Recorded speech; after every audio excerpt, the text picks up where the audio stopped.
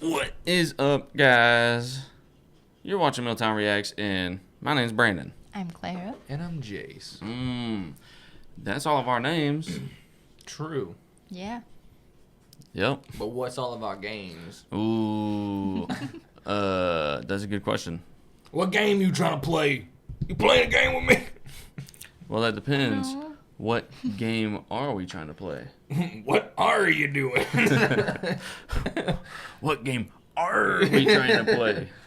Well, we're trying to watch Oh. something. Yeah? We're trying to get learned. Today about some histories and lore. Oh. Yeah. Histories and lore. For Oh. The game. of Thrones. Ah, so that's the game. We're playing the Game of Thrones. Yeah, we are. Well, Season 6. we're really Yes. spectating the Game of Thrones. You're spectating the Game of Thrones. You know, a lot of the players we've had our money on sometimes have gone. Yeah, that happens. Some of them come back though. Well, Yeah. one of them. Yeah. Well, two, I guess, Beric. Yeah, some of the characters are definitely hacking. But I don't know if I had my money on Beric. They got walls. and Yeah, aimbot. I don't know either. Because I'm kind of always with Sandor, so. Right? Yeah. Even though we knew that, like, they were saying, hey, he can come back to life. I was still like, yeah, but Sandor. yeah. I was gonna say, well, that's the thing. He can come back to life, but Sandor did kill him. That's right. Yeah. Like, so he still bested him. That's right. So, So, I mean, yeah.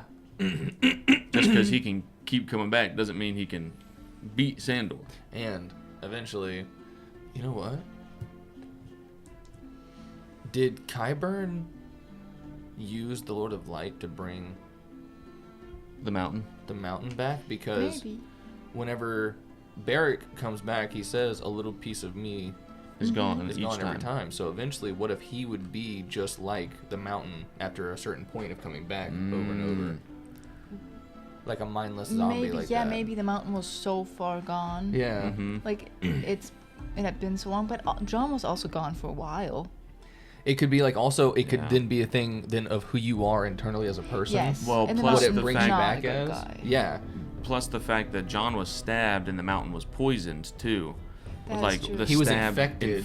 Yeah, caused the He was infection. like dirty basically whenever he died. Like, Yeah, and So it then- might have affected it even more. Yeah, Oberyn definitely had, like, poison blades. So. so Yeah. you're poisoned and you're evil.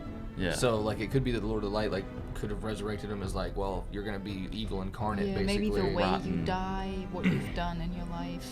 And Mm. Jon Snow, literally Snow, you know, being like the pure, like kind of. Mm-hmm. Yeah, but I mean, technically he's a sand. Yeah. So- But you know what? He could be. Maybe I they mean, have he's- white sand. Yeah, that's true.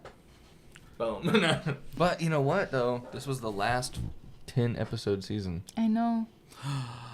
It's only 8 from here. Oh no. Oh no. Oh What? no. What does that mean for episodes 9s? They're Where no do they longer get there. placed in They're the gonna- season? It's gonna be a surprise. Is it gonna be a 5 Episode 7. or a 6? Yeah. Like, You won't know until it happens. Because yeah. we're not gonna tell you. I mean, here's the thing though. It could possibly get rid of that formula where maybe now because they're shortening it down, things are being condensed in such a way where now Every episode is a season. Episode things 9. could be happening just all the way throughout it, man. Everything. I is hate this. up- yeah. I hate this. Peter Baelish relates the story of how the Knights of the Vale won their home. Oh fuck! Oh yeah. No army in the Seven Oh, Kingdoms. too could fast match for the me. Pride and chivalry of the Oh, Knights there's of the movement. Vale. Yep. After There is all, movement. they were the Yeah. first It looks true kind of like a knights of Naruto Westeros. scene. Yeah. The Knights of the Vale were originally the Knights of Andalos, an eastern nation whose people invaded Westeros thousands of years ago. From the sea, the Vale seemed to the Andals an ideal new home. A wide, fertile valley isolated from the rest of Westeros and its kingdoms by a great mountain range. The first men who held it, moreover, were sparse and divided, and waded into battle with bronze axes and armor that couldn't match Andal horses and steel. But what the first men lacked in weaponry, they made up for in ferocity. Finally uniting behind King Robar Royce, the first men smashed Robar the Andals in Royce. battle Royce. after battle, reclaiming the Vale and pushing the invaders back to the sea from whence they'd come. Learning from the first men, the remaining Andals united behind a leader of their own. Not a king or a lord, but a knight who'd been born in the Vale and knew it as well as the first men. Sir Artus Arryn, known as the Falcon Knight.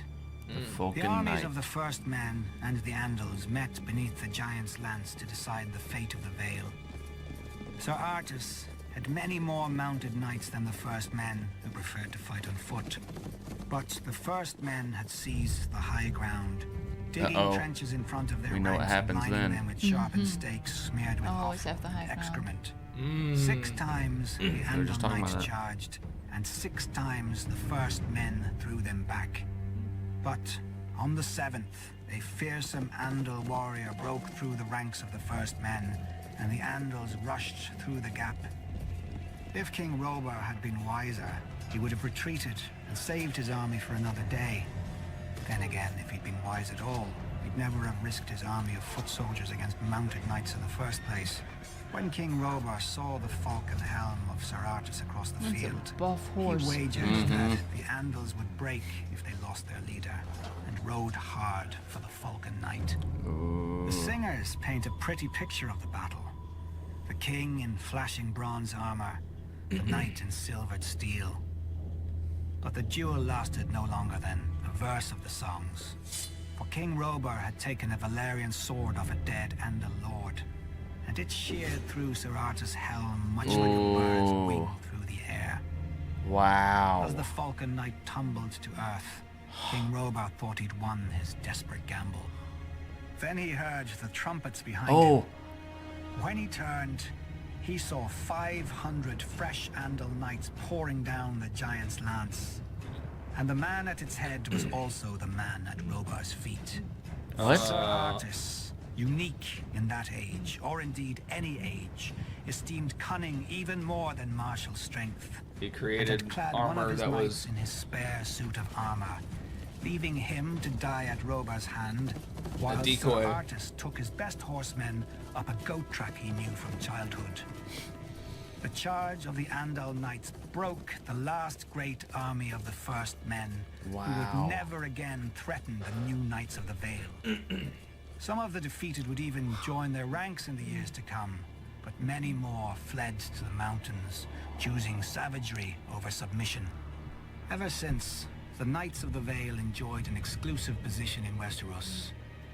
They could sally forth from the Vale at will, knowing that if battle went against them, they could retreat through the Bloody Gate, where no army could follow, Wow. until the dragons changed the game.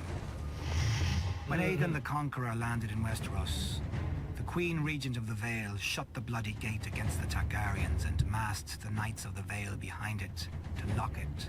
But Visenya simply flew her dragon to a balcony of the Eyrie where the Boy King was playing, and gave the boy a ride round the The castle Boy King. in return for his mother's submission.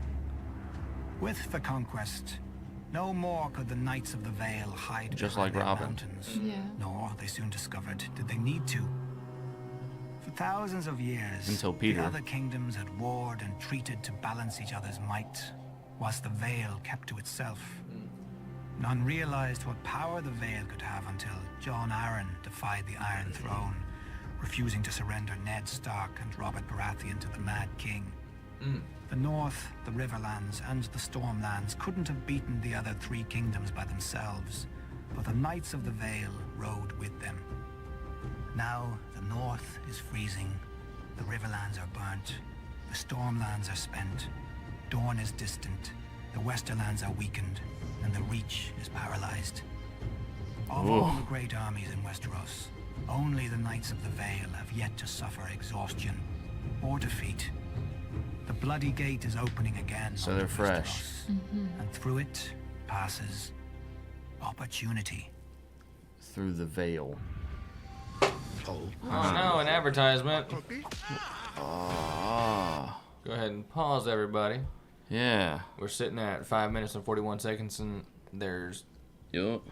okay. It's not giving an updated ETA or what ETA, in time.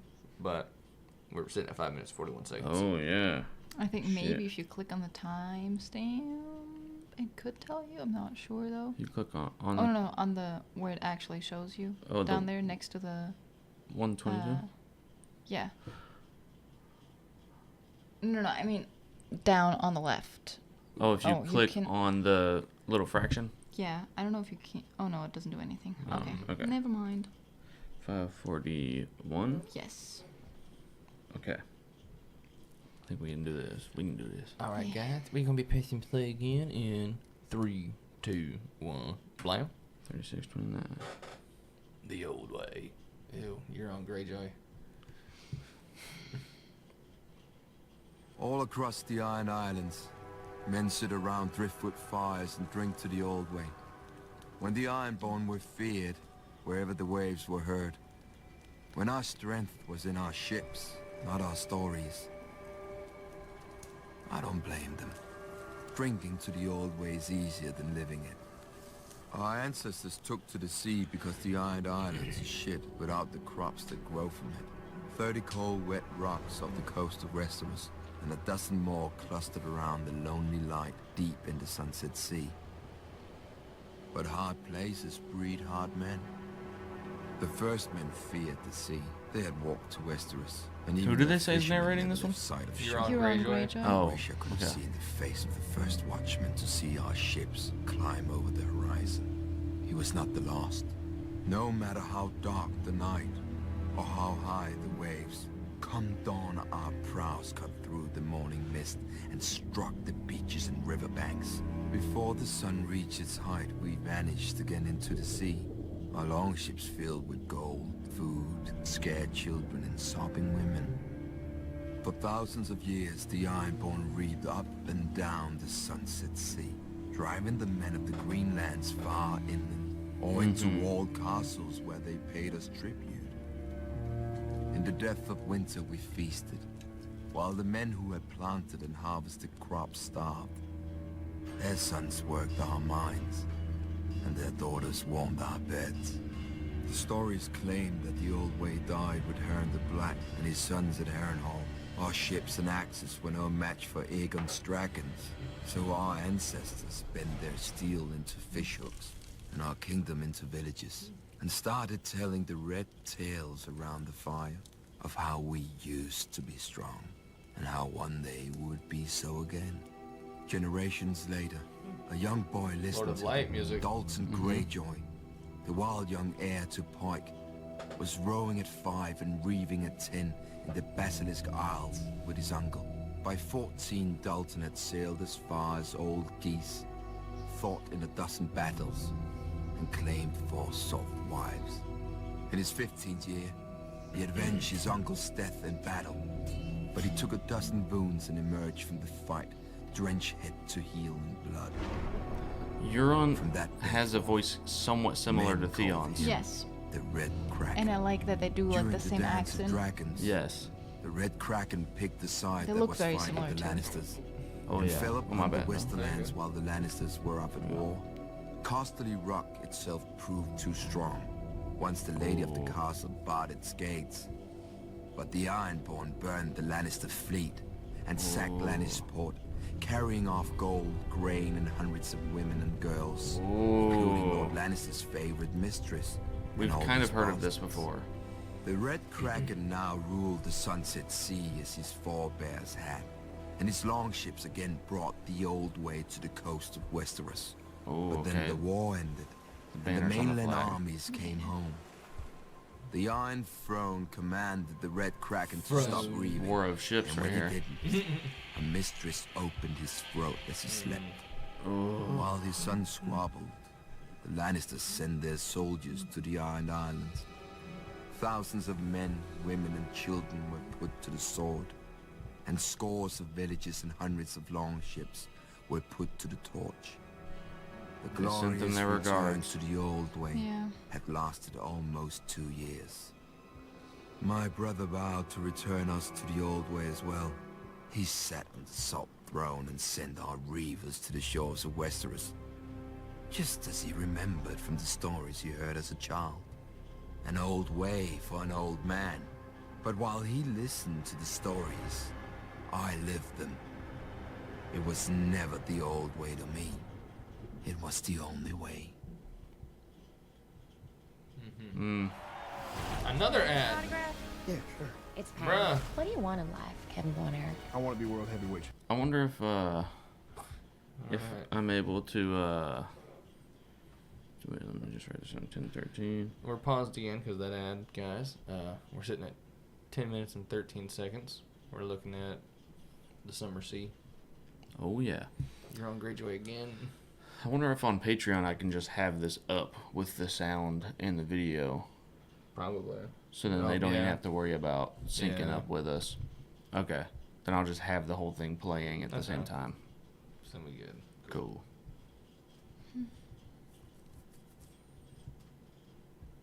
Circling the Jade Sea is the dream of every merchant. On the other side is the golden empire of Yeti, which was ancient when the Valyrians were still fucking goats. Even its ruins dwarf every city in Westeros. These Damn. princes are said to live in houses of solid gold and feast on meat powdered with pearls and jade. Foolish talk. If it were Foolish true, talk. I would have visited them long ago. But a bold merchant will risk 2 years for one voyage to fatten his holds with spices, gems, and silks, so that he never wants for anything again. Like the English To back be in the day. fair, many never do, because my ship, Silence, It finds just them looks on their like return. ovaries. Their merchant dreams look so It's a pitiful kraken. poured out on my decks. Not enough for any lifetime but their own. Traders from the Summer Islands make tougher prey. Not even Oh. the Silence can run down their sworn ships on the open sea. When we take them by surprise, our rams splinter and crack against their hulls, carved from rare hardwoods of the Summer Islands, and fitted together without a single nail. Worse, every sworn ship carries a company of archers armed with golden hard bows, which can hurl the shaft hard enough to pierce steel plate. After all that trouble, we often find their holds filled only with maps, fruit, and wooden trinkets. Hardly worth our time and blood, except for their women. To worship their god, all women of the Summer Islands learn to fuck. Oh. It's enough to make a man devout. Ebony's whalers are the most worthless of prices. The men of Ibb are short, thick, and hairy. So are their women. Oh. Not even tales of their six-breast content men to take them. But the What? Ebonese know how to build ships. Their great-bellied whalers can weather any storm and withstand the assaults of the largest beasts. In battle, the Ebonese are incredibly strong, and even their blood reeks of blubber and oil, and their holds are rarely worth scrubbing our decks free of the stench. When our holds were full or needed repair, we set a course for the greatest safe harbor of the Summer Sea, the Basilisk Isles, Port Plunder, Stye, or Skash. No map can find these towns, nor can the laws of men. The slavers keep their captives in caves on the Isle of Tears. Pirates trade their goods on Barter Beach, and hire fresh crews from the murderers filling every inn. Great piles of old yellow skulls line the shores of one deserted island. Offerings from captains who have fresh heads pinned to their masts. Once every generation, the free cities send fleets to destroy the towns and hang every man they find. They do, and the towns are abandoned to rot and sink back into the slime. But come the next year, another Port Plunder sprouts up somewhere else on the Isles, like a toadstool from a new pile of shit. For many years, I brought silence to the Summer Sea. But when I close my eyes, I hear the waves breaking below the bridges of Pike.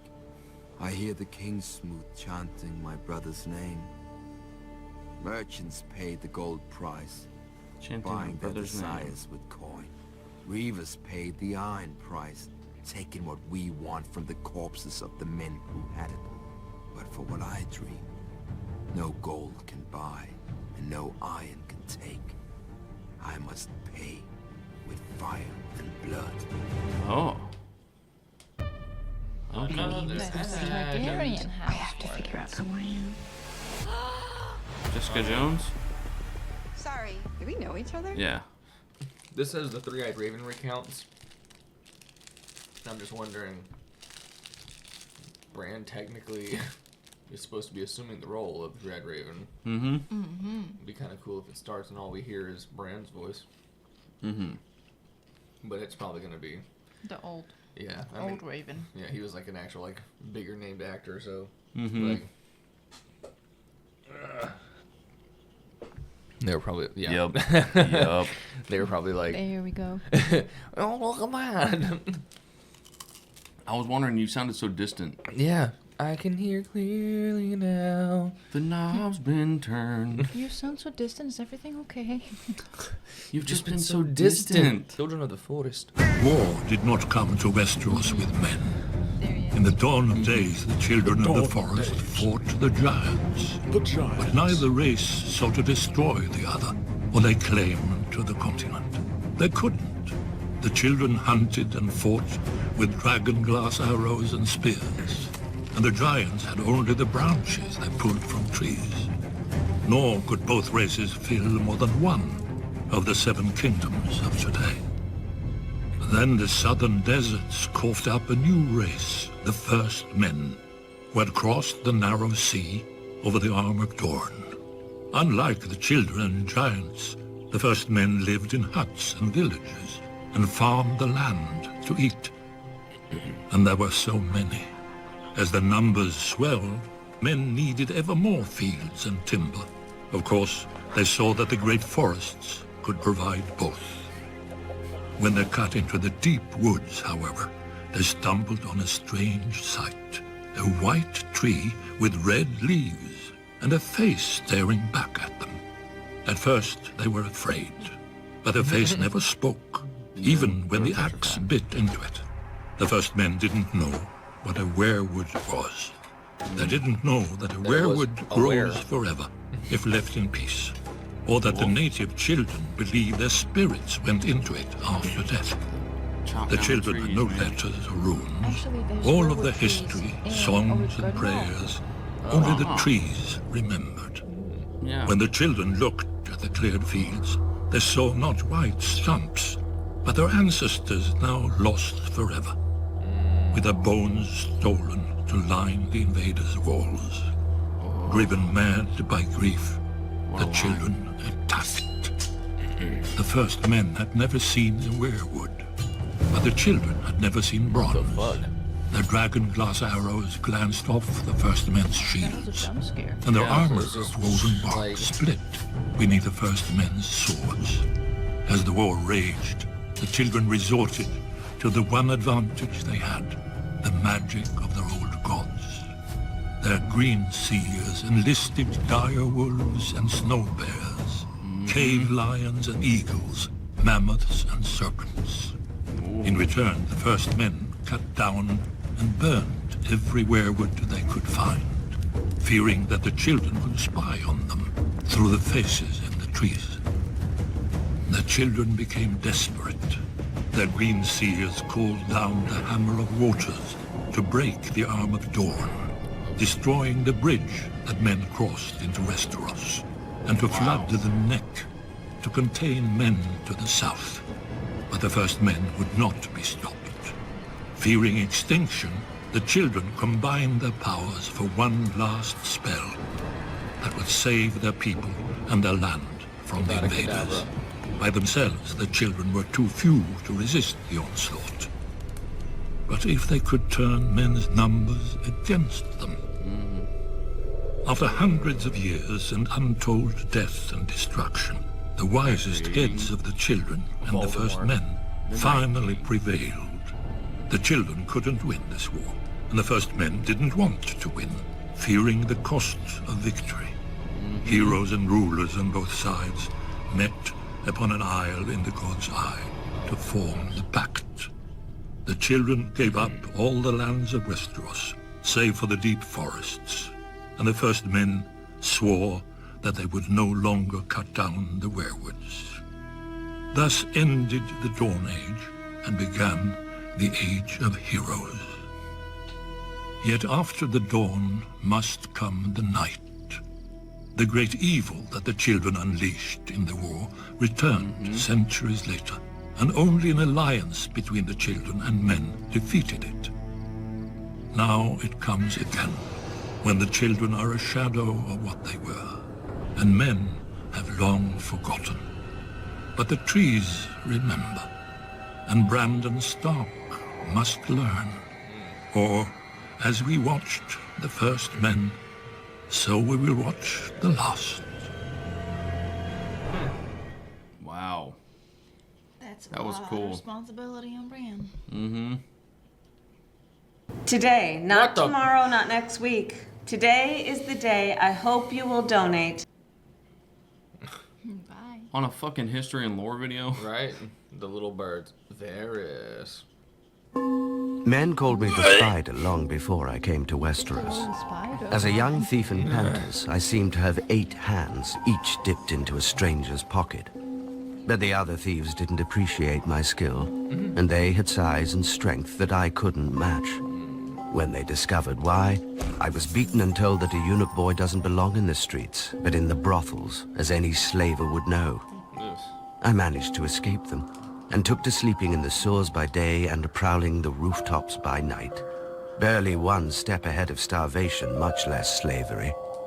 Then I met Illyrio Mopatis. He was a bravo who lived by his sword, but his mind was sharper than his blade. I proposed an arrangement. I would spy on lesser thieves and steal their takings.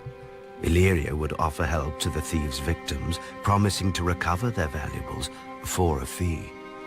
Soon every honest man knew to come to Illyrio, whilst the city's cut purses sought me, half to sell me what they had stolen, and the other half to slit my throat. Sadly for them, Illyrio needed my throat more than he needed theirs. Most thieves, like most men, are fools who think no further than turning a night's plunder into wine. Luckily, as the other thieves had reminded me, I was not a man. Nor were those I hired with the gold we earned. I chose the smallest orphan boys and girls, the ones who were as quick and quiet as me, and taught them to climb walls and slip down chimneys. My little Assassin's birds Creed left Brotherhood? the shiny trinkets for common thieves, Kind of, yeah. and So instead I'll stole give you letters, barbarians. ledgers, Oh, yeah. and charts. Secrets are worth far more than silver Spies. or sapphires. Later, I taught my little birds to read the letters themselves and leave them where they lay, so no one would know of our intrusion.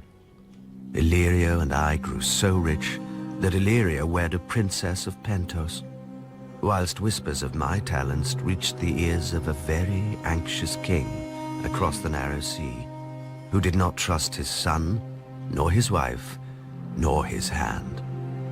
Nor should he have, as I told him once I arrived and raised more little birds.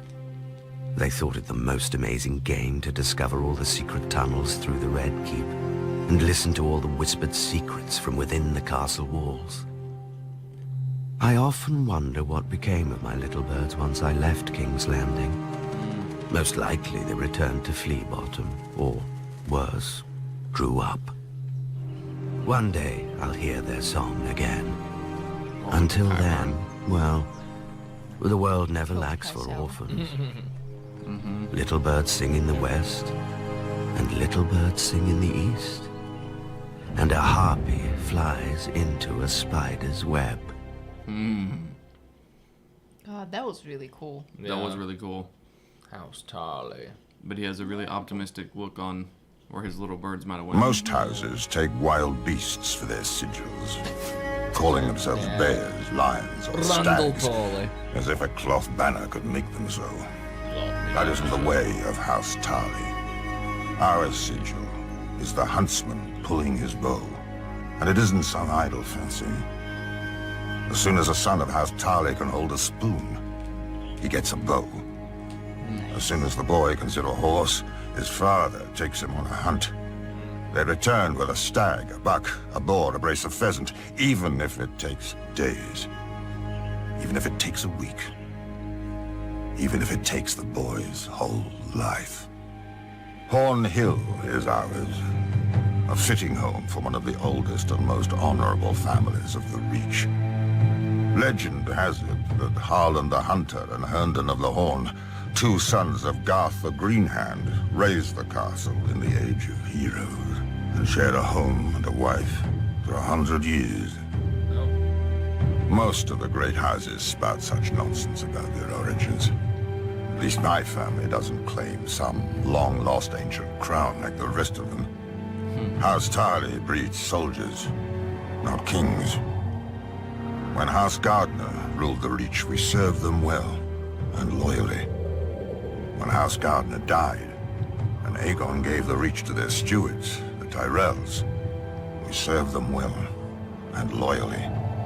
We know our place, even if the Tyrell women don't. When Aegon's son faced rebellion from the Vulture King of Dawn, my ancestor, Savage Sam Tarly, led the royal forces on a vulture hunt. Heartsbane, our ancestral Valyrian sword and that pride of our house, soon ran red from point to hilt with rebel blood. When Robert Baratheon rebelled against Aerys, I led the Tyrell van and handed him his only defeat in the war at Ashford. But a hunter knows that a moment's slip can cost him the game. Great houses have fallen from a single weak heir. Samwell looked like a son when he was born, but he grew up plump and soft as a daughter. I'd catch him in the kitchen shoving cakes into his ever-growing mouth, or reading in the garden when he was supposed to be training. I brought masters at arms from all over Westeros to make a man of him. He slept in chainmail, bathed in bull's blood, was dressed in his mother's clothes and paraded through the castle to shame him into valor. He only grew fatter and more craven. I despaired of the future of our house until my wife gave me another boy, Dickon, a real son and worthy heir. Or he would have been, if Sam wasn't squatting in his way. One morning I had Sam brought into the woods outside the castle. I told him he'd given me no cause to disown him, but Heartsbane should go to a man strong enough to wield her. And Sam wasn't worthy to touch her hilt. Either he would take the black and renounce all claim to his brother's sword and title, or I would hunt him down like the pig he was. Of course, faced with danger and exertion, he chose the coward's path and waddled north to the wall. Some may call me cruel for what I did, but I don't care. I am responsible for House Tarly, as my father was before me and his father before him. The hunter returns with empty hands, his family starves. If the warrior carries an empty scabbard, his home burns. House Tarly has stood for thousands of years. It will not fall on my watch. No matter how many tears my family sheds. We're sitting there. Ascension WoW is a standalone World of Warcraft private server that reimagines WoW in a fuck up. The Doom took Valyria in minutes, but the rest of Essos wasn't so lucky. Out of the east swarmed the Dothraki. That's how the last video And there were started. no dragons to push them back. The Dothraki tide slammed first into Wait. the Sarnori, who called That last themselves the video was from Tallmen, this one. It's and just whose it was- ancient kingdom dominated the grasslands of Essos. From this point. The Tallmen at Yeah. first scorned the Horse Lords as uncivilized barbarians, which they were.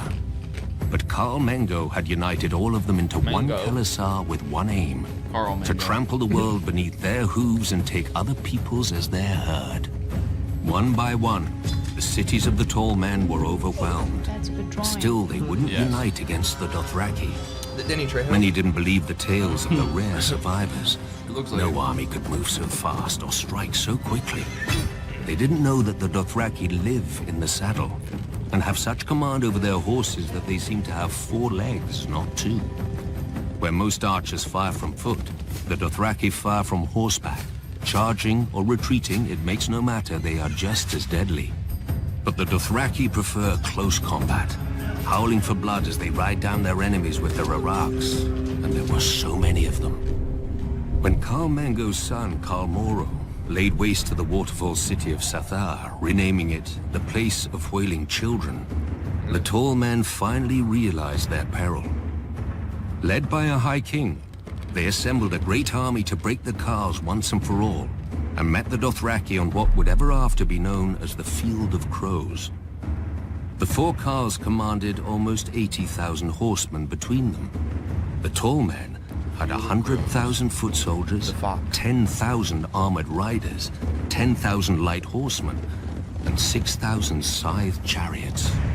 As battle was joined, the earth-shattering advance of the tall men's chariots smashed through the center of the Dothraki horde, the spinning blades on their wheels slicing through the legs of the Dothraki horses.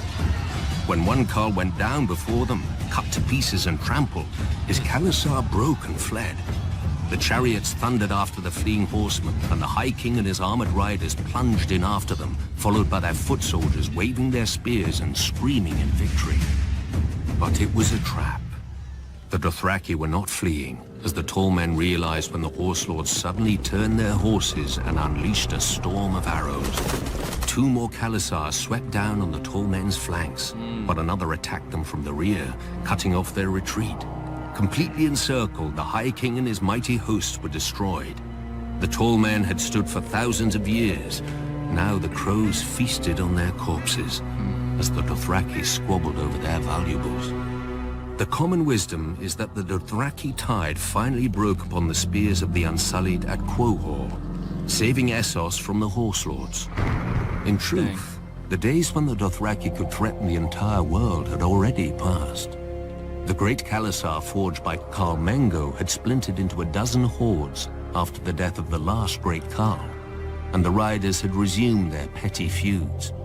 The grasslands of Essos are now called the Dothraki Sea, but no more nations drown in it.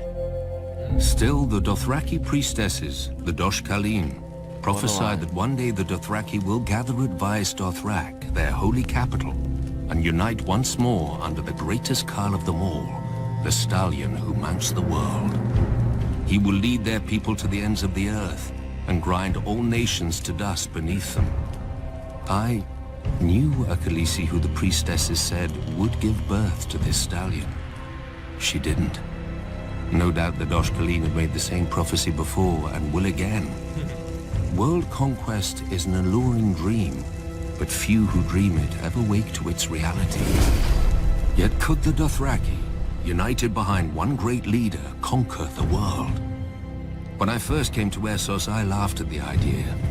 But now, most armies are either sellswords paid to fight, who often refuse to die, or peasants called up from the fields and hovels.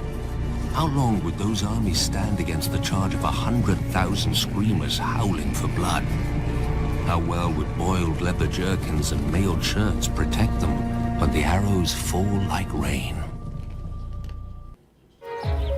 As Floridians, we know that storms are a part of life. Yes, we do. And hurricanes... And hurricanes. Yep. Storms are a part of life. And hurricanes. True. I mean, Wow. It's the one thing that Years ago, life... in the height of summer, my father told my brother and me a story. He only told it once, and he refused to speak of it ever again. When he was a young man, in the year of the false spring, Who is this?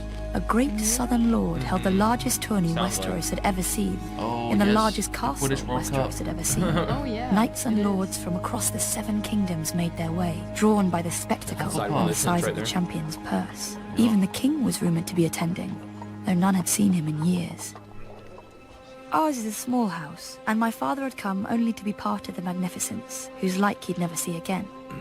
One afternoon, he was walking across the field, enjoying the warm spring day, when he was set upon by 3 squires. None were older than 15, yet all were bigger than him. This was their world, as they saw it, and he had no right to be there. They snatched away his spear and knocked him to the ground, cursing him for a frog-eater. Every time he tried to rise, they shoved him down and kicked him when he curled up on the ground. But then they heard a shout. That's my father's man you're kicking, howled the she-wolf. Lyanna Stark, she-wolf. the young daughter of Lord Rickard Stark, Warden of the North and my father's liege lord. Lyanna laid into the squires with a tourney sword, scattering them all. My father was bruised and bloodied, so she took him back to her tent to clean his cuts and bind them up with I like the linen. art style there. There, he met her brothers, Wild Brandon, who led them, the quiet Eddard, and Benjen, who was the youngest of the four. That evening, there was to be a feast in Harrenhal to mark the opening of the tourney, and Lyanna insisted that They my should've father made a attend, spin-off as called he The was of high Starks. birth with as much a right to a place on the bench as any other man. She was not easy to refuse, this wolf maid, so my father borrowed suitable clothes from Benjen and went up to the great castle.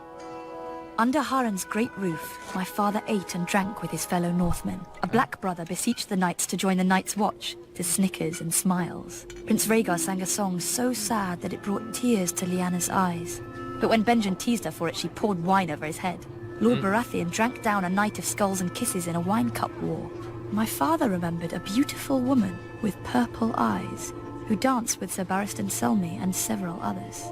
As the end of the evening approached, Brandon Stark asked her for one more dance on his shy brother's Say behalf. that about And Dany. so, Eddard Stark shared the last dance of the celebration with Lady Rhaegar's Ashara there. Dayne. Abruptly, the hall went quiet. The Mad King had come after all, and was now entering the hall with his Kingsguard. He hadn't left the Red Keep in years, and none could believe the state of him. His long yellow fingernails, tangled beard, and ropes of unwashed, matted hair made his madness plain to all. Nor was his behavior that of a sane man, for in the blink of an eye he could go from hysterical laughter to weeping to rage. But when he commanded Sir Jaime Lannister to kneel before him and swear the oath of the Kingsguard before half the lords of the realm, a cheer burst from the crowd. For Sir Jaime was much admired for his courage, gallantry, and skill with a sword. Amidst all this merriment, my father spied the 3 squires who'd attacked him, attending their knights. Lyanna saw them too, and pointed them out to her brothers. I could find you a horse and some armor that might fit, Benjen offered. My father thanked him, but gave no answer. Our people sit a boat more often than a horse, and our hands are made for oars, not lances. Much as he wished to have his vengeance, he feared he would only make a fool of himself and shame his people. Eddard had offered my father a place in his tent that night, but before my father slept, he knelt on the lake shore, looking across the water to the Isle of Faces, and said a prayer to the old gods. The next day in the tourney, the 3 knights whose squires had beaten my father unseated their opponents and earned a place among the champions. But late in the afternoon, as the shadows grew long, a mystery knight appeared in the lists. He was short and clad in ill-fitting armor, cobbled together from different suits. On his shield was painted a heart tree of the old gods, a white weirwood with a laughing red face. Ooh, The that mystery would be knight dipped his actually lance badass. before the king and rode to the end of the lists, where the 5 champions had their pavilions. You can guess the 3 he challenged. Whoever the mystery knight was, the old gods gave strength to his arm. All 3 knights fell before him. None were well loved, so the common folk cheered the Knight of the Laughing Tree, as the new champion was soon called. The Night. When his fallen foes sought to ransom their horses and armor, the Jack Knight of the Hagar. Laughing Tree's voice boomed through his helm and told them, "Teach your squires honor. That shall be ransom enough." Once the defeated knights chastised their squires sharply, their horses and armor were returned. And so, my father's prayer was answered. The king was furious. In his madness, he suspected a traitor in his midst. Perhaps even the newly made Sir Jaime Lannister, whom he had already sent back to the Red Keep. That night, the king asked Lord Robert Baratheon to take to the lists and unmask the mystery knight, declaring him no friend of his. But the next morning, when the heralds blew their trumpets and the king took his seat, the Knight of the Laughing Tree had vanished.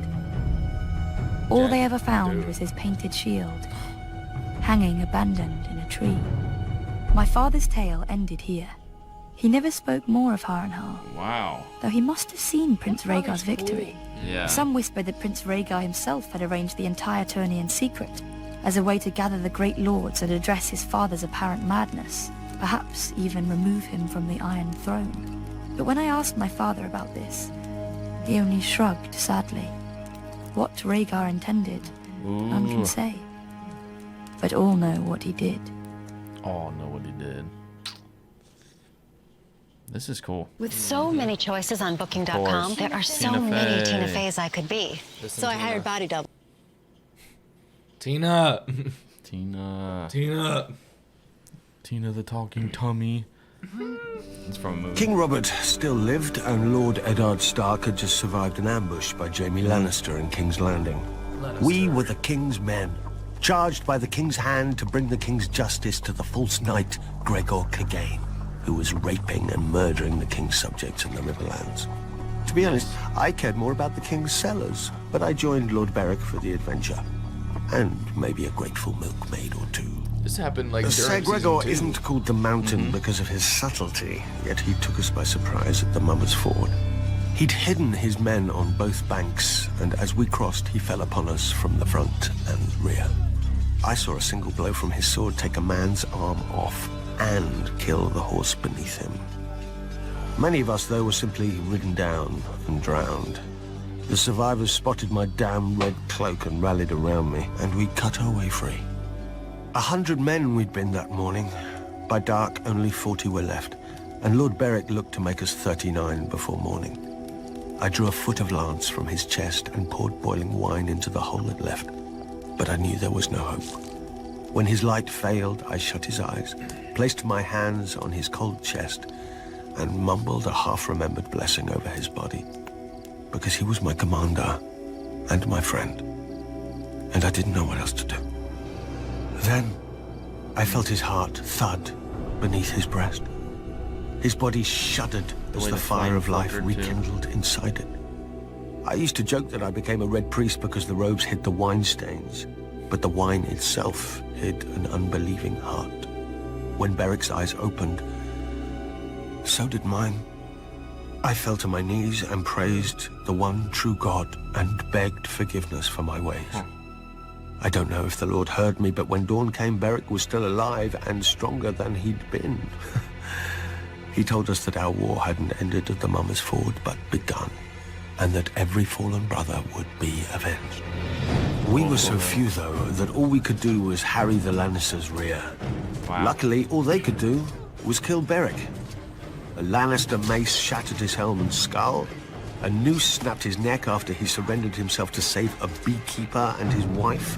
The mountain's dirt pierced his eye through his visor.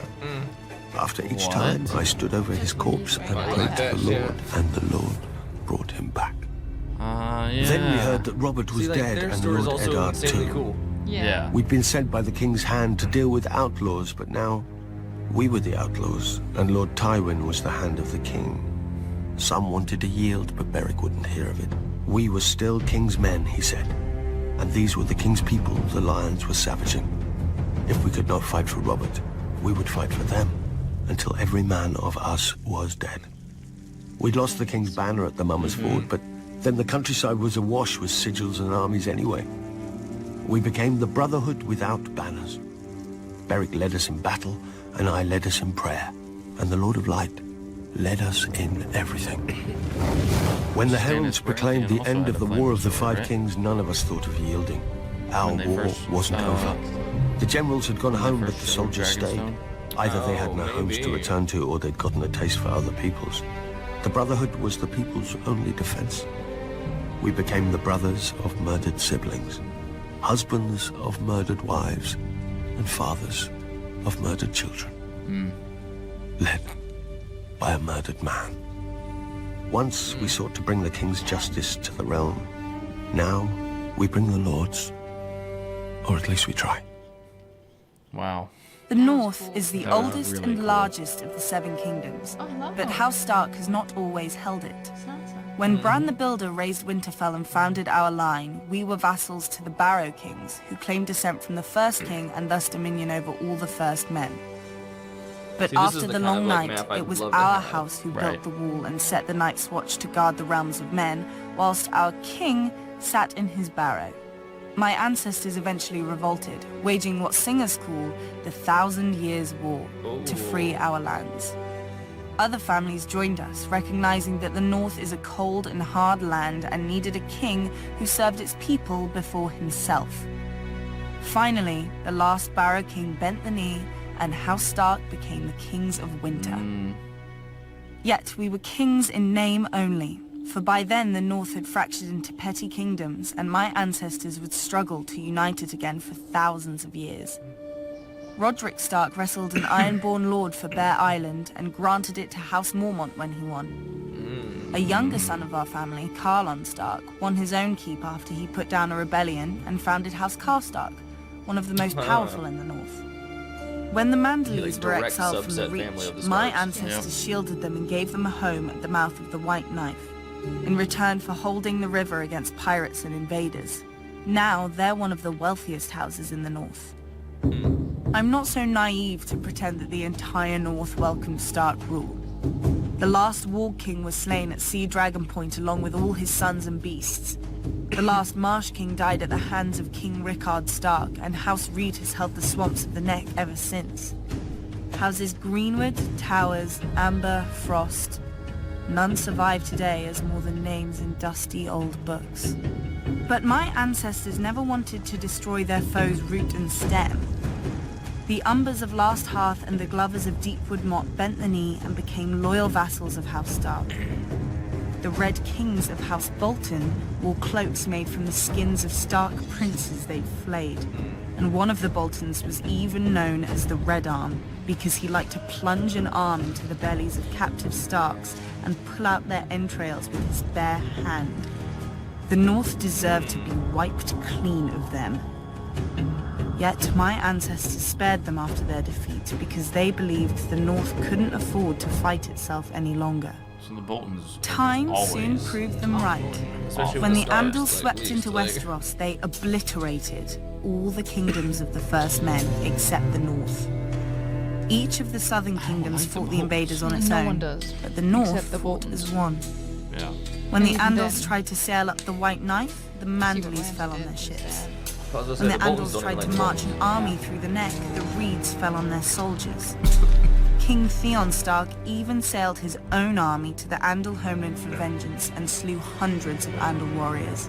Oh yeah. When he returned, he planted their heads on spikes along our coasts. A warning to other would-be conquerors. The warning was heeded for thousands of years, until Aegon the Conqueror. The south had already fallen to Aegon and his dragons, only the north remained.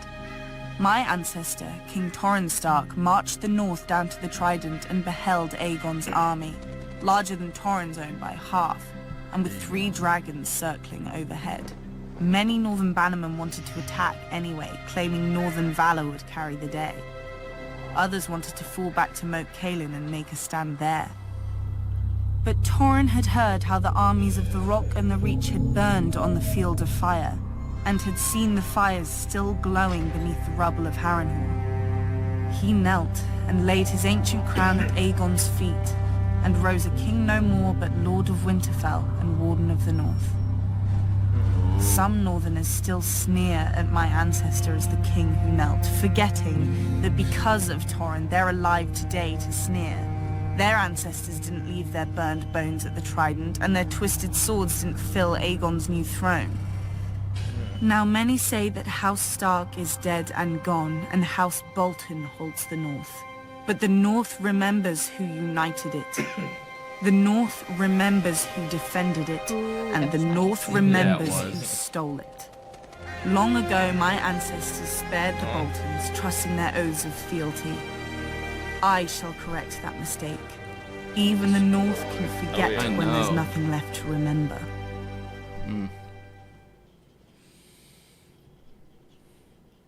Now I want to get something on Aemon Targaryen too. I want to hear more about In the his long and glorious history of men butchering each All other, the Targaryens. we river folk make the Well, best House meat. the Dragon, you get to have it. How else can you explain why anyone would stay in a land of constant carnage for thousands of years? If it wasn't the first men killing the children of the forest here, it was the Andals killing the first men and then each other.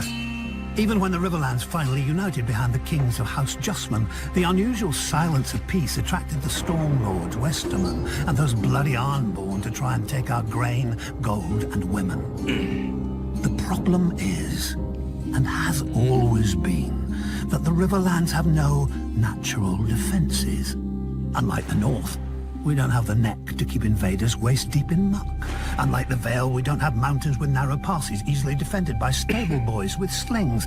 Unlike Dawn, we don't have a blazing sun and, well, the Dornish. My ancestors may have had a funny taste in sigils, but they knew one thing. Ooh, if you like plan on spell. staying in the Riverlands, you'd better have a strong castle. My ancestor, Axel Tully, bright man that he was, realized that most soldiers can't swim, and raised his castle of Riverrun where the Red Fork and the Tumblestone rivers meet. He built right up to the water on each side, daring attackers to force a crossing. If they wore armor, they'd drown. If they didn't, our archers would feather them from the battlements as they paddled. An army could still assault Riverrun from the west, however, so my ancestors dug a wide moat along our western wall, connecting the rivers on either side of the castle. When any would-be conquerors showed up, we opened a series of gates and flooded the moat, transforming Riverrun into an island fortress with enough stores to last years. As the invaders starved in their camps, they'd watch us fish off our walls, just for variety. And because we were bored, eventually they all skulked home. In the 1,000 years that Riverrun has stood, not once has it been taken by force. It's a proper castle. You want to? You have to marry into it. Even the damned Freys knew that much. Up-jump toll collectors living on a bridge instead of beneath it like the rest of their kind. But finally, a Lord of the Crossing passed off one of his brood to his liege lord, House Tully. My nephew Edmure. People say Lord Walder arranged the Red Wedding to punish Robb Stark. I say he did it just as much to steal Riverrun. They've always envied our castle. Maybe they think two rivers can wash off the filth that coats them. They'll never know. The Lannisters could grant Riverrun to the Freys for 1,000 years, but that doesn't mean they can have it. Do you think it was hard to convince Tully's soldiers to turn against the Freys? Do you think we won't enjoy watching them simper as winter bears down on their pitiful camp? I even carved a new fishing rod for the occasion. When the starving Freys look up at our walls, we'll wave our trouts at them. I like the Blackfish. Me too. He's a hell of an archer too. I'll miss him. A young Eddard Stark. Oh. As a boy, even I dreamed sometimes of being not a Stark of Winterfell, but a Dane of Starfall. Legend has it that the Dornish founder of House Dane followed a falling star to where it hit the ground, and there he raised his castle. A fantastic story, I know, but House Dane has a relic to prove it. Dawn, the most famous sword in Westeros. Forged from the fallen star's cold heart, and as strong and sharp as Valyrian steel. Ooh. Many houses have ancestral swords passed from father to oldest son, like my own family's ice. A meteorite. But Dawn doesn't Like, pass what to is the it Lord actually, of like, House made of? Dane Is it by like- right. Some metal. To wield Dawn, a knight of their house must first be deemed worthy. Space metal. It doesn't matter if he's What's the the Lord, opposite of the a obsidian younger for- brother, or a because distant obsidian's probably cousin. derived from, like, If none are found to be worthy, It's probably derived from the blade stays on the mantle in Starfall So then if until that's the coming next from the generation. sky, the star. But Dawn hasn't rested there often. From House Dane have risen some of the greatest warriors in Westeros. Vorian Dane, who was a king and the greatest knight in Dawn before he was defeated by Nymeria. Because of his honor and his prowess, she sent him to the wall in golden fetters and took his heir as her husband. Joffrey Dane, who answered Aegon the Conqueror's demand to submit by invading Aegon's 7 kingdoms and marching an army to the gates of Old Town, where Aegon had been I know, crowned. right? And not And the being like, greatest of them all, Sir Arthur Dane, the Sword of the Morning. But I do like Nymeria. During the and reign of the Mad Wolf King, Nymeria, a and band of Joffrey is outlaws named calling after themselves this Joffrey, the I Kingswood say. Brotherhood Probably, yeah. terrorized the forest outside of King's Landing. Oh yeah. Every force sent after them either returned empty-handed or vanished into the woods, never to be seen again. The king was furious and dispatched Sir Arthur of his own Kingsguard to deal with the threat. Sir Arthur didn't put the villagers to the question, or set fire to the woods to smoke out the Brotherhood, as other forces had done. He paid the small folk for the food his men ate, brought their grievances to the king, even won them the right to take a few of the king's deer during the autumn. The forest folk had looked to the outlaws to defend them, but Sir Arthur did more for them than the outlaws could ever hope to do. When a villager led Sir Arthur and his knights to the outlaws' secret camp, the Brotherhood, to their credit, didn't flee. One of their leaders, the Smiling Knight, was a madman. Cruelty and honor jumbled together. But he didn't know fear, not even when Sir Arthur drew Dawn before him. Soon the outlaw's longsword had so many notches that Sir Arthur stopped to let him fetch a new one. The robber knight chose another and then asked for Dawn. Sir Arthur replied, "Then you shall have it." The Smiling Knight never smiled again. Damn. The mad fool. Dawn is just a sword. Sir Arthur was the true steel. Strong, brave, and loyal to a fault. He would never have aided Rhaegar's abduction of my sister if his vows hadn't compelled him. And though we fought on opposite sides, I admired him. When I was younger, I wanted to be him. Every boy did. And I killed him. Not in single combat, but as he was on his knees, a dagger in his back. I'll never forget the look in his eyes. He wasn't angry or betrayed. He'd done his duty to the last, even though he found it dishonorable, and even though he knew what awaited me in that tower.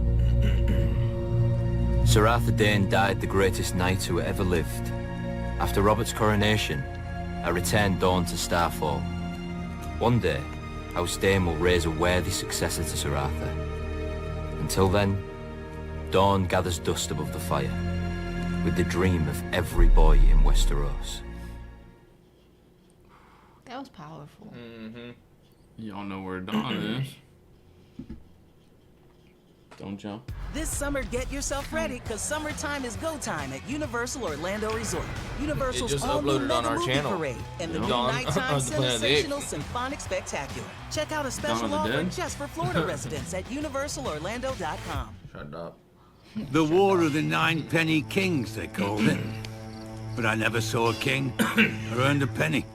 After the war ended, I heard it all started when an exiled royal bastard raised an army of sellswords, and the rightful king sent his own army to stop an invasion. Sounds simple the way the maesters tell it, but an army isn't like a dog that comes when you whistle. The king calls on great lords, who call on lesser lords, who send out their captains to round up all the peasant men on the land the lord claims to own. If the lord is wise and generous, his new soldiers are given steel swords and wooden shields to fight his battles. Most of our army fought with sharp sticks. Singers still sing of the valiant heroes made in the war.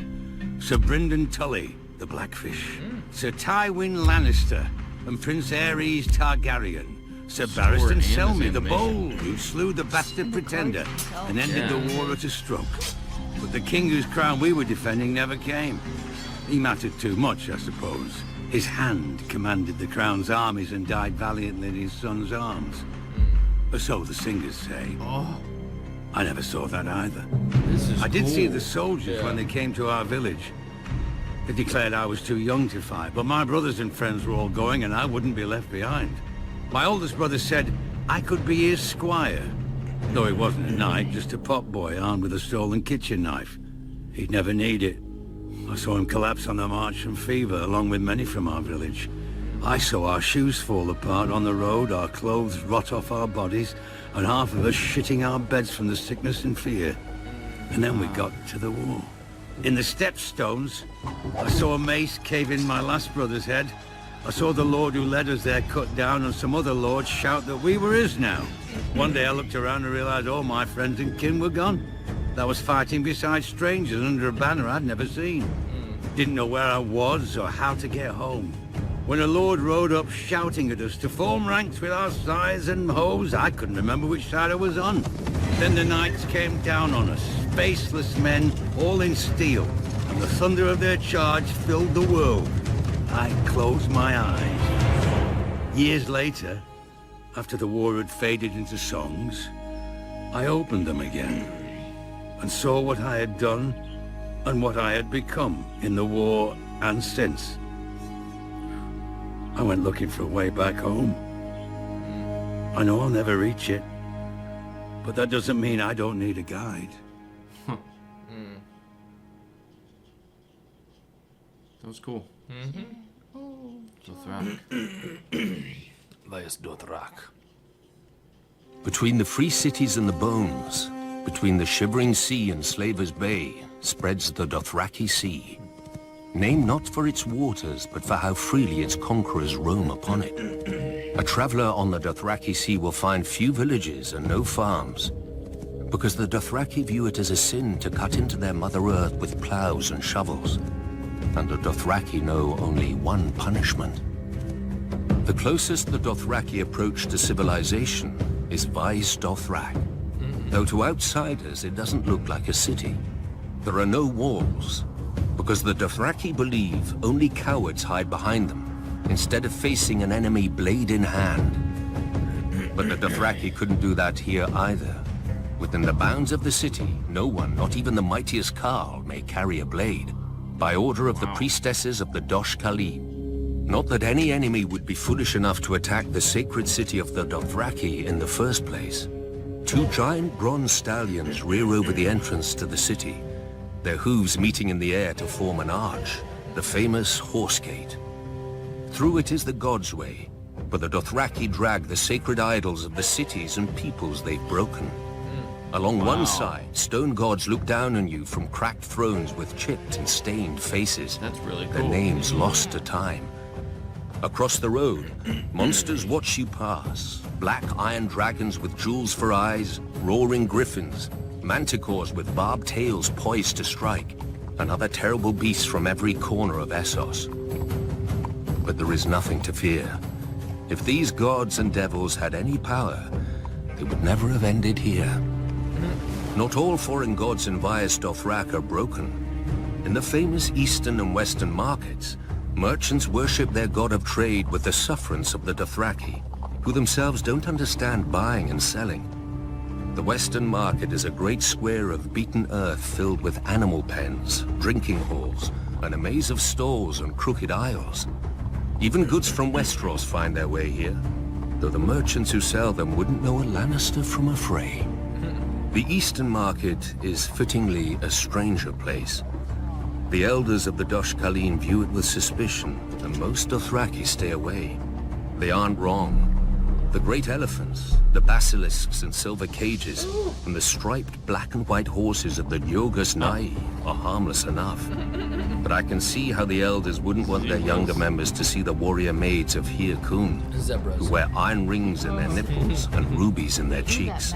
Or listen to the Shadow Men, who cover their bodies with tattoos and hide their faces behind masks and whisper dark secrets for a price.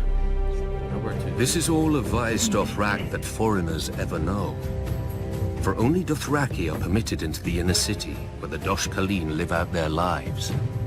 A blood rider, drunk on fermented mare's milk, once told me that the Dosh Khaleen are stewards. They prepare for the day when every rider of every Khalasar shall return to the city. And the Dothraki truly will be one blood and one Khalasar again, under the greatest Khal of all, the stallion who mounts the world. He will ride to the ends of the earth and grind nations into dust, and take the whole world as his herd. Or so the prophecy goes. Yet the world is vast, with many places a horse can't go. The stallion who mounts the world couldn't rear above a mountain range, or leap across the sea. Still, the world has been conquered before, just not with stallions. The way that panned down into the dragon.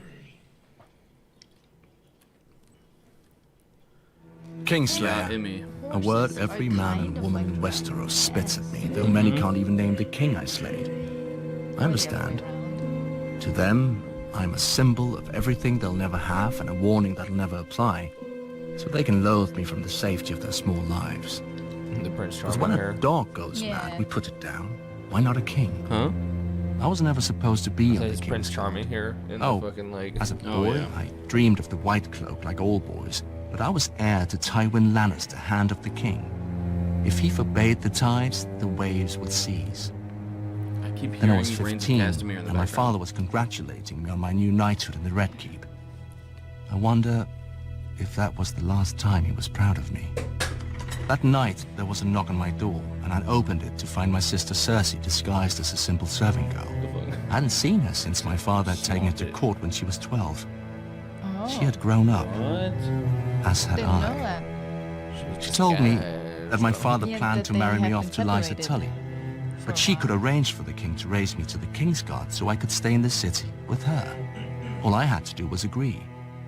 I made the obvious objections. Our family, our father, Casterly Rock. Until she asked, "Is it a rock you want, or me?" Come morning, she had my consent. I would join the King's Guard for her. I would forswear my lands and title for her. I would forsake our family for her. Soon a royal raven commanded my father to present me to the king during the great tourney at Harrenhal to say my vows. My father erupted in fury. He could not object openly, but he resigned the handship and returned to Casterly Rock, taking Cersei with him. Instead of being together, Cersei and I exchanged places. Then everything started to fall apart. At Harrenhal, King Aerys made a great show of my investiture. I knelt before him in gleaming armor and swore the oath of the King's Guard. When Sir Gerald Hightower raised me up and put the white cloak on my shoulders, a roar went up from the crowd. I admit, despite my father's anger, I was happy and foolish. That very night, Aerys soured, commanding me to return to the Red Keep to guard the Queen and little Prince Viserys. Sir Gerald offered to take that duty himself so I might compete in the tourney, but Aerys refused. "He'll win no glory here," the king said. "He's mine now, not Tywin's. He'll serve as I see fit." That was when I understood. It was not my skill or valor that had won me this honor. The Mad King had chosen me to spite my father and steal his heir. I wanted to rip off the white cloak, but it was too late. A King's Guard serves for life. So I upheld my oath, confined to the Red Keep where Varys could watch me and where the headsman could find me if my father displeased the king. I served the king's pleasure, as he burned Rickard Stark alive and strangled his son, inciting the rebellion. I defended the king's honor against courtiers as his generals lost battle after battle with Robert. I kept the king's secrets when his pyromancers hid caches of wildfire beneath King's Landing. I gave the king counsel when my father's army was at the city gate, and Grand Maester Pycelle lied that my father had come to save him. Many forget that I also tried to defend the king from harm. When the Lannister soldiers poured through the gates, it fell to me to hold the Red Keep as the only King's Guard in the city. I knew we were lost and sent to Aerys, asking his leave to make terms. My man came back with a royal command. "Bring me your father's head if you are no traitor." Aerys would have no yielding. His pyromancer was with him, my messenger said. I knew what that meant. Aerys Targaryen was alone in his throne room when I found him, picking at his scabbed and bleeding hands. The fool was always cutting himself on the Iron Throne. "Burn them," he kept muttering. Aerys had decided to let Robert be king after all, over the charred bones and ashes of King's Landing.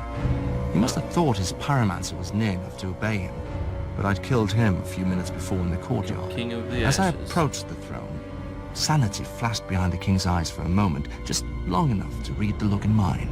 His eyes grew huge and the royal mouth drooped open in shock. He turned and ran. A single thrust was all it took to end the greatest dynasty the world had ever seen.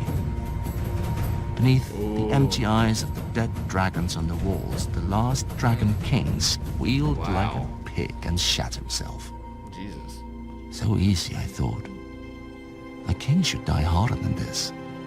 My father's knights burst into the hall in time to see the last of it, so there was no way for me to vanish and let some braggart steal the glory or blame. I knew at once when I saw the way they looked at me, it would be blame. Lannister or no, I had been one of Aerys' Kingsguard. I commanded them to announce that the Mad King was dead and to spare all those who yielded. They asked me if they should proclaim a new king as well. I knew what they meant. Would it be my father, or Robert Baratheon, or maybe the child Viserys, who'd fled to Dragonstone? A Targaryen boy king with my father's hand to rule in truth. I thought of how Ned Stark and Robert Baratheon would howl at this end to their great heroic war, and I was tempted. Then I glanced down again at Aerys, his life's blood oozing from the wound and pooling on the floor around him. Proclaim who you bloody well like, I said. I climbed the steps to the Iron Throne and sat on it with my sword across my knees, waiting to see who would come to claim the kingdom. I do really like Jaime. That was cool. Yeah. That was pretty hard. High Sparrow. Fire and blood make poor Fuck you. tools, as kings make poor servants.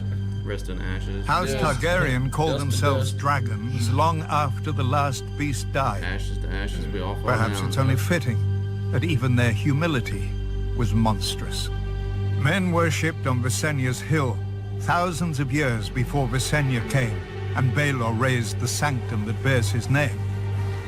The massive dome and towers of the great Sept of Baelor can be seen from anywhere in the city, Could be seen. but not from the vast countryside that paid for it. Its 7 bells can be heard as far as Dragonstone Notice how I said whenever a could. king dies, Yep. but none told for the stonemasons, glaziers, and smiths who built it. The Great Sept was built to impress upon a man how much greater the gods are than him. A noble goal, and in that it succeeds. Within the main chamber, the sun streams through a 7-pointed star to illuminate the 7 towering over mortals. The crone with her lantern for lost souls, the mother with her welcoming arms, the father with his scales of justice, the maiden with her purity, the warrior with his sword, the smith with his hammer, and lastly the stranger with his shrouded face. Pilgrims cross the 7 kingdoms to light candles here at the feet of their gods, but these aren't the gods. The 7 aren't encased in stone in the Great Sept any more than the souls of dead kings are in the tombs below it. To steward his monument to vanity, Baelor summoned the High Septon of the Faith from his ancient seat in Old Town and gifted him with ornate robes and a crown of crystal and gold. Like a fool, the High Septon put on his lord's motley and danced at his lord's table. And with each passing year, the High Septons fell ever lower. How can the flock be kept safe from wolves when the shepherd sleeps in their den? Baelor himself appointed a simple-minded stonemason, believing him the smith reborn. And when he died, Baelor replaced him with an 8-year-old boy, whom Baelor had seen speaking with doves that answered with the voices of the 7. Still, the common people revere Baelor as the Blessed. They tell of how he forced a High Lord to wash a beggar's feet, fasted to tame his unnatural lusts, and walked the bone way himself to make peace with Dawn. Many Septons and Septors even claim that Baelor rescued his cousin, the Dragon Knight, from a snake pit, because no viper would strike a man so pure and holy. A lie. Baelor was bitten a dozen times and was bedridden for half a year. And yet he didn't die, nor did his High Septons ruin the faith. Blessed Baelor's statue may greet men outside the doors, but when men enter the Great Sept, they don't see the gold, or the crystal, or the ambitions of a humble member of a powerful dynasty. They see the gods. They feel awe at the divine majesty and their own insignificance. The gods work through Baelor's pride and vanity as they work through all of us. For the faith is more than a sept. The faith is more than a High Septon, more than all the Septons and Septors who preach to the living, more than the silent sisters who prepare the dead. The faith is the will of the gods, and we are all its instruments. Kings and beggars, lords and cobblers, lions and sparrows. Never shall we die. Unless in a big ball of wildfire. Oh, interesting combination. Without question, Old Town is the oldest, wealthiest, and greatest city in Westeros. Why does he consider Though Trump? King's Landing was more populous and arguably more powerful. When I was The city straddles the mouth of the Honeywine River, and the bounty of the entire Reach flows beneath its great stone bridges to ports that are renowned throughout the world. Thus we needn't speak more of them. More interesting is the history of He the also city. sounds like For Phineas none can Flitwick. say when it was founded. Yes. Many More than centuries we ago, were a talking few about bold whatever the fuck. maesters sought out the children of the forest, Never who said claimed that. that men The have lived forest. at the mouth of the Honeywine The forest. since the dawn. remember, Nonsense. Maester Jellicoe proved that the city began as a trading post, Jellicoe? where ships from Valyria, Old Geese, and the Summer Isles put in to Kyber replenish their and- provisions and make repairs. I saw. Hence the most famous feature of the city, the High Tower, raised even before the city walls, as a beacon through the fog-covered waters. Right. Originally built of wood and standing a mere 50 feet above the ancient fortress of its foundation, it is now thick stone and rises even taller than the wall. Those born and raised in Old Town can tell the time of day by where its shadow falls. But no maester can tell why. Even in our oldest records, the island on which it stands is called Battle Isle. What battle was fought there, and when? As for the ancient fortress that forms the tower's base, its walls and interiors are all of solid black stone with no hints of joins or mortar, and no chisel marks of any kind. We know it predates the tower itself by thousands of years, but who built it? How? And against what? The maesters who have studied it declare it to be of Valyrian construction, akin to Dragonstone and the Black Walls of Volantis. As is well known, the Dragon Lords of Valyria could turn stone to liquid with dragon flame to shape as they wished. Didn't one Archmaester link the fortress to the vanished Maze Makers of Lorath, and another Maester to the legendary Deep Ones who inhabited the Iron Islands before the Ironborn? Both marginal opinions without common support. But of more importance than the origin of the tower is the family to which it gave its name. House Hightower, the ancient ruling family of Old Town, known for their prudence and love of peace. And pieces of gold. During the Age of Heroes, when Lymond Hightower saw the Gardener Kings conquering the Reach, he didn't meet them on the battlefield, but in the God's Wood. He bound his house to theirs by marriage, and transformed House Hightower from wealthy but relatively minor kings to the greatest lords of the Reach. Thanks to Lord Lymond's foresight, Highgarden has always defended Old Town, allowing the Hightowers to focus on higher pursuits such as learning and trade. On that we agree. When the Andals invaded Westeros, Lord Dorian Hightower told his wife of 20 years that wars are bad for trade, and to make his point, traded her for a young Andal princess. When Aegon the Conqueror was earning his name, House Hightower traded its loyalty to the Gardeners for his confirmation of their rights, welcoming him with open arms and open gates. House Hightower bent the knee to Aegon to spare the city from his dragons. I would think such insinuations and insults beneath even you, Qyburn. Then again, mockery of one's betters is the trade of fools. I wouldn't know. Perhaps if I'd studied at the Citadel as long as you, Grand Maester? The Citadel is the greatest seat of learning in the known world. Without it, and the maesters it trains, Westeros would be a land of superstition and ignorance. Like the ignorance that shrouds the Citadel's own birth? Even without records, we have more than enough reason to believe that the Citadel began as a court of scholars and priests, assembled by a second son of House Hightower. When he died, his elder brother raised the Citadel so that wise men would always have a home in Westeros and could continue the inquiries and debates that had given such joy to his younger brother. his little brother's pets, as legend has it he called them, and so the maesters have remained, only their masters have changed. Now they serve every lord with a castle, for a fee, of course, whilst the citadel serves its own importance. Every word you speak merely validates your own expulsion from our ranks. Knowledge is validation enough. Going back and forth. Dialogue, yeah. I assumed the world's greatest minds would agree, and perhaps they would if I'd met them. Old Town is a city for old men and old beliefs. But the world is changing. No matter how high the tower, the clouds will not hold it up if the ground shifts beneath it. The mountain. Sir Gregor. Sir Gregor Clegane, the Kingsmoot.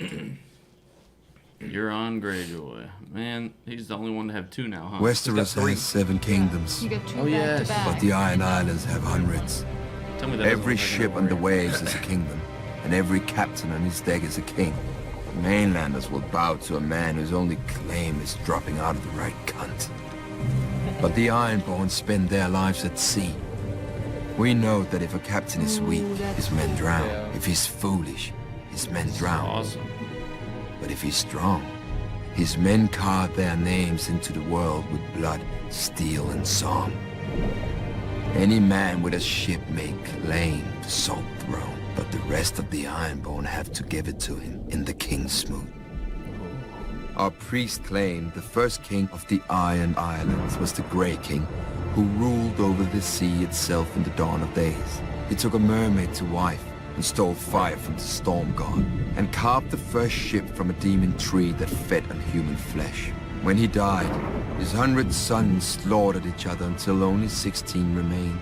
Since none could overpower the rest in battle, they came together and chose the strongest to be their king. And so began the tradition of the Kingsmoot. I love how all that also looks like A driftwood. good story for children who don't know that grey is what men become after their strength has fled, or that brothers do not easily submit. Another Over the back and centuries, the forth. Kingsmoot has raised the greatest of the Ironborn. Corrid Horror, whose word was law whenever men could smell the salt air or hear the crash of waves. He sacked Old Town and defeated the River King, taking 3 young sons as hostages. When their father's tribute was late, Corrid cut out their hearts with his own hand. When the father marched for vengeance, Corrid smashed his army and gave this River King to the drowned god. Harwin Horror, born to a king who had a fleet he didn't sail and swords he didn't blood. As an unruly and worthless youngest son, Harwin was sent away to the east to vanish, and so he did. But when his father died, Harwin returned to the Iron Islands for the Kingsmoot. An elder Iron brother Islands. objected, so an elder brother fell off a horse, and at the Kingsmoot no man objected. Harwin launched his father's ships for Westeros and took 10 times the Iron Islands from its weak lords, who never expected to face an Ironborn king as skilled on land as at sea. For Harwin had reaved with Eastern pirates and served with Eastern cell swords and learned more of war than the Ironborn could imagine. After Aegon and his dragons burned our last king, Harren the Black, and broke our armies, the defeated Ironborn chose my ancestor, Rickon Greyjoy, as Lord of the Iron Islands, not king. For centuries after, the Kingsmoot was a joke that the Ironborn didn't get.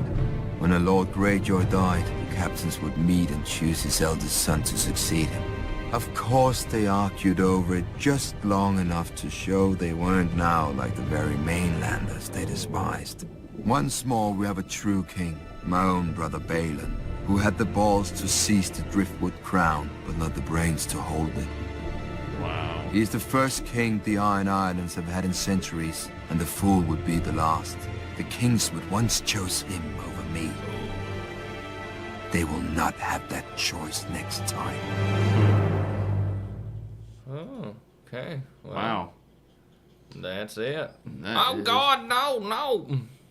Doveman care. Dovemen care. Dovemen The care. Dovemen Dovemen really care. about you. Yeah. This is what it sounds like when doves care. Boop, boop, boop, boop, boop. Wait, this is what it sounds like. Men's dove. Men's dove care. That's right. Let me love you. That was the melody that I did. This magic moment. There was a couple of really interesting stories in this one. Yes. Yeah.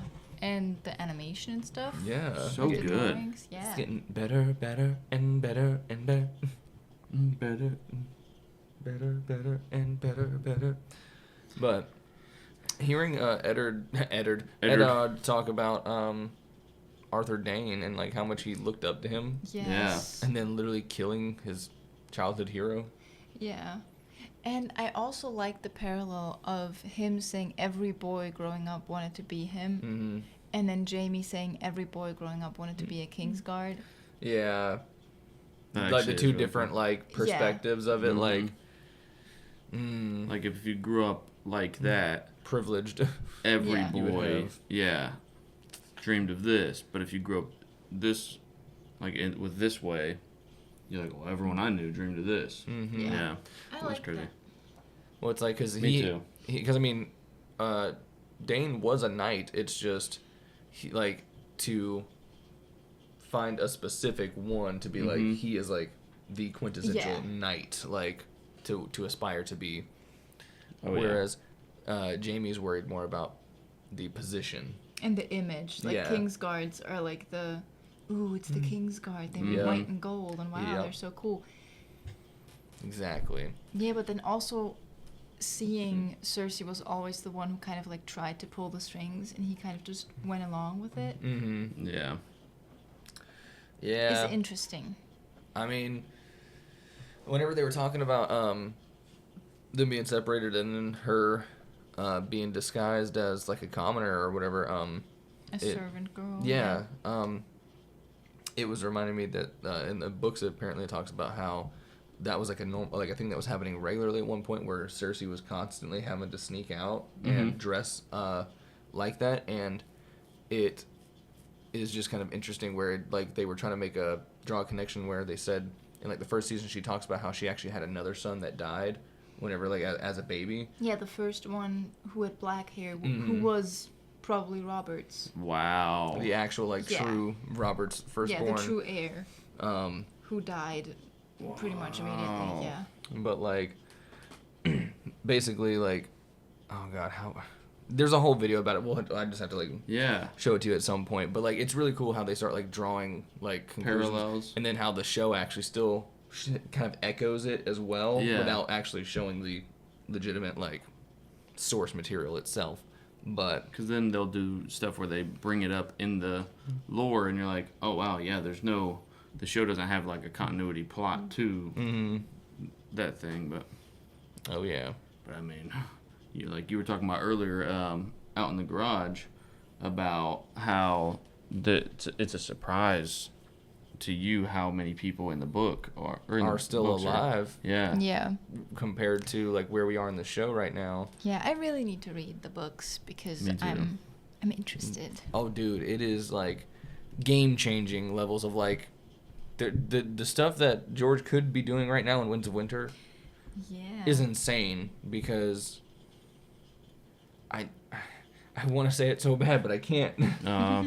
We'll read it and then see. Well, we could do what we talked about with the Harry Potter stuff. We could do like the a book club situation. Yeah, for this. That would be really cool. It could be a thing. It could be a thing. Maybe something. Maybe it could become a thing. Yeah. Maybe. Yeah. But for now, we're gonna stick to watching. Yeah. We have 2 more seasons to go. 2 more seasons to go. And then a prequel. And yeah, which. Maybe 2 seasons. You've seen of the prequel. first season of House of the Dragon, right? It's on the channel. I have not. I haven't seen the show. I haven't seen the reactions. Nice. And I then know season 2 pretty will all much be nothing about it. Fresh. Okay. Like wow. I've seen pictures of some of the characters, and every time I'm like, nope, don't show that to me. Yeah. I've not seen nothing. Yeah. It's interesting. I like it. Yeah, I've read something about, like House of the Dragon will never beat the Shrek allegations, Like, apparently there's scenes that look very similar to scenes in Shrek, so I'm like, what? Huh? Okay, Well, what? First off, the Shrek comparisons started season 1 of Game of Thrones as soon as Jaime showed up. I mean, yeah. Like- He is Prince Charming. Yes. There's Yes. just no... He's way cooler. Oh, than- yeah, way. I He's love like, Jamie. I hate Prince Charming, so... Too sexy for my shirt. So sexy. It hurt. Sorry, I burped. Yep. Yeah. But yeah, that was History and Lore of Season 6. Yeah. That's a wrap. I always enjoy watching stuff like that. Yeah. Yeah. It's always fun. It's getting more fun to watch the History and Lores. Yeah. I mean, it's it's interesting every time. Mhm. Yeah. And this one was cool because we even got to hear stuff that was currently happening during the show. Yeah, I really liked Sansa's part because you can hear, and it's impressive that she can do that with only her voice. Like you can hear the hatred for the Boltons, Oh, yeah. Yeah. and it's that's And great. I also think that the drawing for her was More book accurate. maybe, and it was to look more like Catelyn because, Yes. like, so that was kind of interesting. This was also the first History and Lore that we've had that had a conversation between two people. Yes, Yeah. Kyber and Pycelle. Yeah. Which, the thing is, like, that's fun, but two that I would prefer to hear, just to have it again, would be Littlefinger and Varys. And Varys, yep. Yes. Oh my God. I mean, they're still both around. I mean, honestly, I would love to see them have a presidential debate. Yeah, what we didn't talk about last season, what a lot of people were like, what the fuck? Varys goes to meet Olenna, Mm-hmm. and then the ending shot is on the boat with Dany, and everyone was like, how did he get... How much time passed? Because how did he get there and then get back to sail back to... What? What? So we see, what's her name? What season? Last season. Or season No, 6? season 6. We see... Oh, whenever he's telling Tyrion, like, I had to go do this thing, like Yeah. a meeting, and he's like a secret mission. Yeah, and then we see him talking to Olenna. Like, he Mhm. just shows up and goes, fire and blood. When she talks to the, That Lady Tyrell. Lady Tyrell. Grandmama and Tyrell. Dorne. Yeah. Oh, yeah, not. Yeah. But I forgot, Elara, right? Which one? Oh, from... Oberyn's Yeah. ex-wife situation? I forget her name, too. Yeah, but they're all there, and she's talking to Olenna, Lady Tyrell, and then, like, it's they Ellaria. can't give you what you really want. And she goes, what do I want? Or what would that be? Mhm. And then And then Varys that's shows when up, and it's Varys like shows up. fire and blood. And then the ending scene with Dany is He's all back. of them on the ships. Oh, and you can see him? He's in the background, and everyone was like, Oh. huh? How did he get back? Like, how did, what? He has fast travel. Yeah. This doesn't make Wow. sense. Yeah. Yeah, well, that was also just a thing that became, like, something that fans started pointing out in the later seasons of Game of Thrones in general. I think after season Yeah. 4, people were I like, mean- people are getting places much faster. Yeah, like, we don't really have anything where we can say, like, oh, this much time has passed. Mhm. Right. But every time someone travels somewhere, I'm like, this would have taken them at least a few weeks. Well, it's like earlier seasons of Game of Thrones when someone was like, I'm going here, you would then see probably like a full season of them going there. Yeah. Right. And then now... Which is why Gendry is still rowing. Yeah. Now, it's situations where it's like, I need to go here. Jump cut. I'm there. Yeah. But no time has passed there. Yeah. Yes. Since the So last it's scene kind we of just like, saw. What? Hello? Yeah. Right. Yeah. And it's just set up perfectly for exactly what they're there to now do. Mm-hmm. Yeah. Like, there's no setup for it's like, because probably in the early seasons, they would then get to where they need to go, and then they need to figure out a plan, then Right. start doing Yeah, it. Like, which I get, like, is probably annoying for writers and stuff to be like, well, we would have to wait so long until that develops. But yeah. So we're just, people won't notice. yeah, but then They're then just they there now. do. Yeah. Yep. And then you got a problem. Yeah. Mm-hmm. They took the bullet train. Yeah. So we're not gonna do that with our Oh yeah. No. Yeah. Yeah, 100%. Oh, wait. How do I? Yeah. So we're not gonna. Well, we're not gonna do that with that one. Yeah. So, oh wait.